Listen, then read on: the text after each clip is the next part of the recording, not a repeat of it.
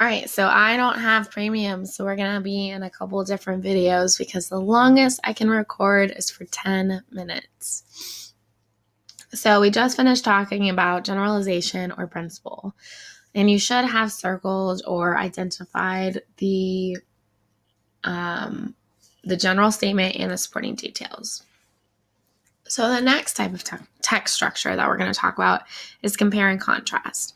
Now, compare and contrast should be pretty much review for you guys because this is something that you've been learning since you were very little. Like, this is one of the first types of things that you guys learn how to do. So comparing and contrasting is used to explain how things are alike and different. So what's the difference between them? How are they similar? Etc. So, sorry, you guys probably didn't get that, so I'll give you a little bit of a second to write it down. We're thinking about how things are alike, how things are different.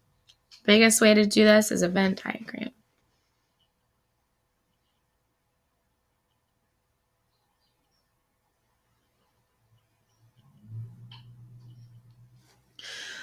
All right, so there are compare and contrast clue words here too.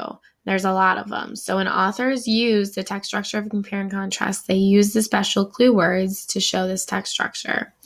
Now, you don't have to write all of these, but there's a lot. So write the ones that are underlined. If you see another one that pops out at you and you decide you want to write that one down too, go right ahead. All right, so words like both, differences or differ, similarities, similar.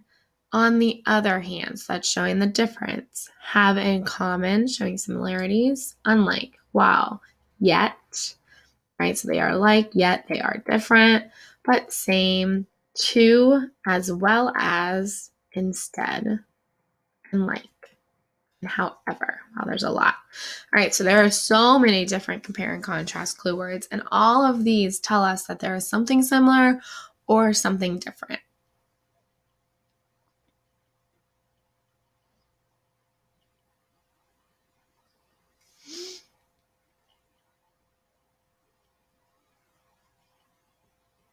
All right, so here's another practice. Your job is to circle the clue words. The cardinal and the cedar waxwing are two common birds.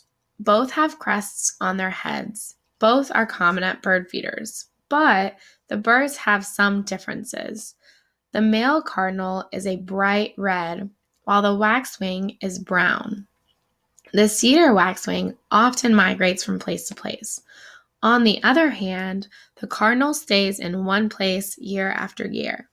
All right, so go ahead and take a couple seconds and circle the clue words.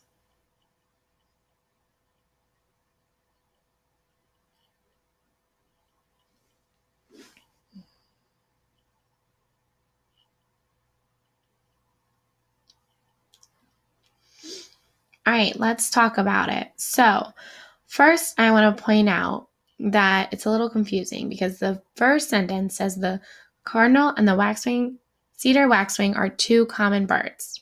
Now, the use of common is one of our clue words because they have things in common. So they have things same, right? But in this instance, the waxwing are two common birds. Is that saying that they have anything in common? No, it's just saying that they are popular birds. All right, so the first clue word that we should have circled would be both. So both of them have crests on their heads. Here's another one. Both are common at bird feeders. All right, so that means we see both of them at bird feeders. All right, but the birds have some differences. There's a clue word. The male cardinal is bright red, so wow would be another clue word.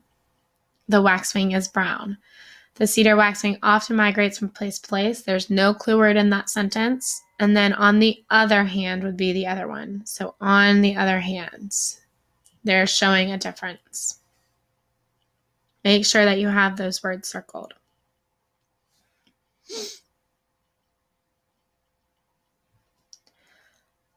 All right. So like I said earlier, you probably most commonly see compare contrast in Venn diagrams. So they organize details from a paragraph. You often use a Venn diagram. So if we were to make a Venn diagram with our cedar, waxwing, and cardinal paragraph, we would have some in the similar column, but also many in the different columns. That's how a Venn diagram would be how you organize information from a paragraph. All right, the next text structure that we're going to talk about is cause and effect. So this is when a writer will want to explain how one event leads to another. All right, so this sounds pretty similar to chronological order, but it's not. So chronological order is pretty much a list of how things happen in order. Cause and effect, on the other hand, is this happened, so this also had to happen. All right, when an author writes paragraphs to show cause and effect, they use words like cause, effect, those are the pretty obvious ones, as a result, consequently, so, and so. All right, so they are identifying something has happened, so it has caused this effect. As a result of something else has happened.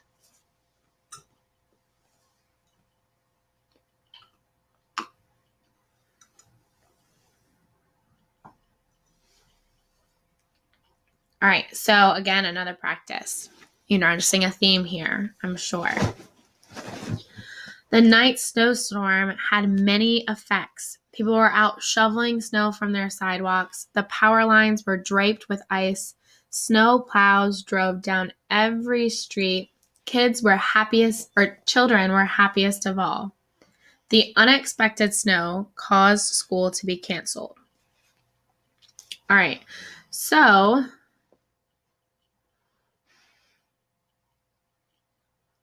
I want you to take a minute and I want you to identify what the cause is and what the effect is.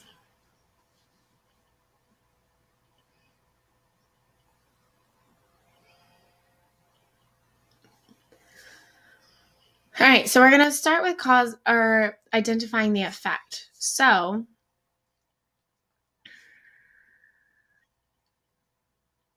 what was the effect of, never mind. We're going to start by identifying what the cause was. What was the cause of all of these things? The night snowstorm, okay? So, there are many different effects and that goes to list it. All right, I want you guys to identify the unexpected one, which was school to be canceled. So the night snowstorm caused people to be out shoveling sidewalks, power lines draped with snow, ice, snow plows drove down every street, but also it caused school to be canceled. Okay. Make sure that you have the cause and the effects identified.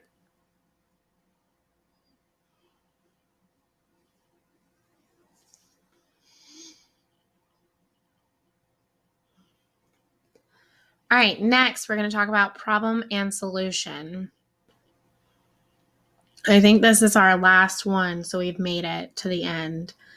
All right, so sometimes an author will want to explain a problem and then show one or more solutions. So they're identifying that there's a problem and they're giving possible solutions. Maybe solutions that have been tried, maybe things that haven't been tried, maybe it's just their ideas in their head.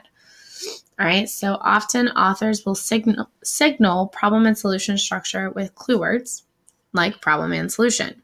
All right, so with cause and effect and problem and solution, those are both clue words for their own text structure. Sometimes an author will use related words like synonyms for problem, include difficulty, struggle, uncertainty, worry, threat, or trouble. So in this case, the author uses synonyms and antonyms, or synonyms, not antonyms, to explain their problem or solution. So a synonym for solution would be possibility, hope, bright spot, answer, and future. All right, so they explain their problem and they use problem and solution as clue words, but also synonyms for them.